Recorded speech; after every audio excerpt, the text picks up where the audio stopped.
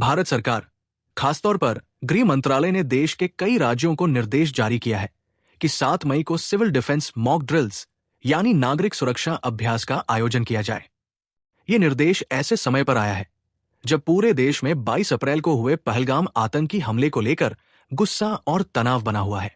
इस हमले में 26 निर्दोष नागरिकों की जान चली गई, जिनमें से लगभग सभी पर्यटक थे और उनमें एक नेपाली नागरिक भी शामिल था। सूत्रों के मुताबिक ये आतंकवादी पाकिस्तान में ट्रेनिंग पाए हुए थे और वहीं से ऑपरेट कर रहे थे। इस हमले को बीते कुछ वर्षों में जम्मू कश्मीर में हुए सबसे बड़े आतंकी हमलों में गिना जा रहा है। पुलवामा 2019 के बाद ये सबसे घातक हमला बताया जा रहा है। अब बात करते हैं कि ये सिविल डिफेंस मॉक ड्रिल्स क्या होती है और क्यों जरूरी है। गृह मंत्रालय के मुताबिक ये अभ्यास जनता को युद्ध जैसी परिस्थितियों के लिए तैयार करने का एक कदम है। ड्रिल्स के दौरान एयर रेड वार्निंग सायरन्स बजाए जाएंगे ताकि लोगों को ये पता चल सके कि ऐसी आपात स्थिति में उन्हें क्या करना है। साथ ही स्कूलों और कॉलेजों में छात्रों को ये सिखाया जाएगा कि अगर कभी एयर स्ट्राइक या बमबारी जैसी स्थिति बने तो कैसे सुरक्षित रहा जाए।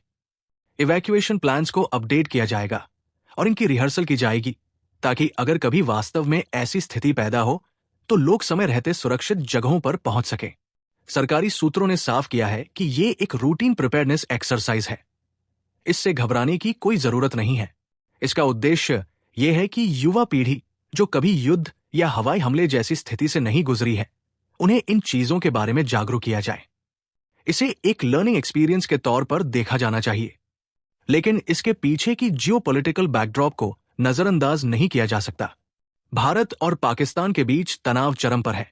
सूत्रों के मुताबिक पाकिस्तान की तरफ से लगातार 11 रातों से एलओसी पर फायरिंग की जा रही है, बिना किसी उकसावे के। भारतीय सेना ने इन हमलों का करारा जवाब भी दिया है। पाकिस्तान को डर है कि भारत जल्द ही बदले की कार्रवाई कर सकता है और इसी आशंका में पाकिस्तान ने अपनी डिफेंस प्रिपेयर्डनेस को तेज कर दिया है। बॉर्डर पोस्ट को मजबूत किया गया है और मिसाइल टेस्ट तक किए जा रहे हैं। कुछ पाकिस्तानी मंत्रियों ने यहां तक कह दिया है कि भारत की किसी भी मिसएडवेंचर का जवाब देने के लिए उनकी सेना पूरी तरह तैयार है। वहीं भारत ने भी इस हमले को लेकर कड़े कदम उठाए हैं। इंडस वाटर्स ट्रीटी को सस्पेंड किया गया है, पाकिस्तानी एयरलाइंस के लिए भारतीय एयर स्पेस बंद कर दिया गया है और कई अन्य कूटनीतिक कदम भी उठाए जा रहे हैं। जवाबी कार्रवाई में पाकिस्तान ने शिमला अग्रीमेंट को अस्थायी तौर पर रोक दिया है।